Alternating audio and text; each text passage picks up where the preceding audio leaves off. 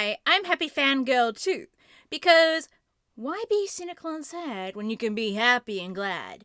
But if that's too much of a mouthful, you can just call me Eden. Welcome to the final video in the series of writing child characters. Today, I'm going to be exploring the most important part of a child character, the annoyance factor. When we talk about writing children in fiction, we tend to focus on the sweet characteristics, their innocence, their boundless curiosity, their emotional vulnerability.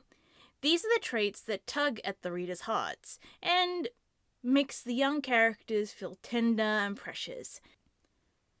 But there's one crucial aspect of childhood that often gets swept under the rug: annoyance. Writers frequently avoid it, worried that an irritating child character will alienate readers. Yet the truth is, children are annoying. They interrupt at the worst times, ask endless questions, repeat themselves, act on impulse, and push boundaries just to see where they are. It's not a flaw. It's development in motion. In fact, those moments of irritation are exactly what make child characters believable.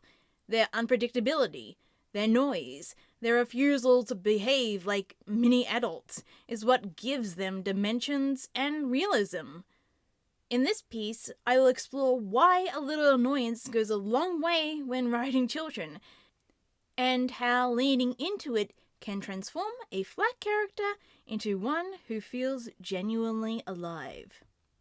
Annoyance is not a flaw to fix, but a necessary ingredient for believable child characters.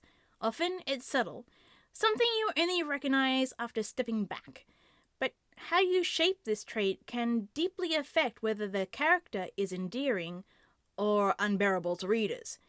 From loud, brash protagonists like Naruto to the quietly mischievous Greg from Over the Garden Wall, a child's ability to get under our skin is part of what makes them human, and oftentimes endearing. Take Naruto from the series of the same name, a loud, brash 12-year-old aspiring for greatness. On the annoyance scale, he ranks near the top, just below characters like Asta from Black Clover. His obnoxious catchphrases, constant shouting, and reckless behavior are enough to turn some viewers off completely. But for those around his age, he's often relatable. Like many preteens, Naruto believes he's invincible. His need for attention, born from being ostracized while hosting a demon inside him, explains his outbursts. Still, even with his tragic backstory softening some of this frustration, his neon orange jumpsuit and over-the-top antics remain divisive. He was written for kids, but not everyone enjoys him, including some kids. In contrast, Greg from Over the Garden Wall embodies a different kind of annoyance, one that's more whimsical than grating. His relentless cheerfulness, bizarre logic, and impulsive actions could easily become irritating. Yet he's so genuine and good-hearted that his mischief feels more charming than frustrating. The only character consistently bothered by Greg is his older brother Wirt, who conveniently represents the straight man figure and maybe even us as the audience. Wirt, likely around 13 or 14, tries hard to be mature, but frequently slips into childish blame-shifting and dramatics. He wants to be seen as a grown-up, yet often acts just as immature as Greg, in subtle ways. His anxious, poetic brooding makes him feel like the classic older sibling archetype, trying to keep control, scared out of his depth, but also deeply caring. His flaws round him out and keep his own annoying tendencies grounded in reality. Then we have an unusual example: Charlie from Tim Burton's 2005 adaptation of Charlie and the Chocolate Factory. Unlike the 1971 version, this Charlie is nearly saint-like.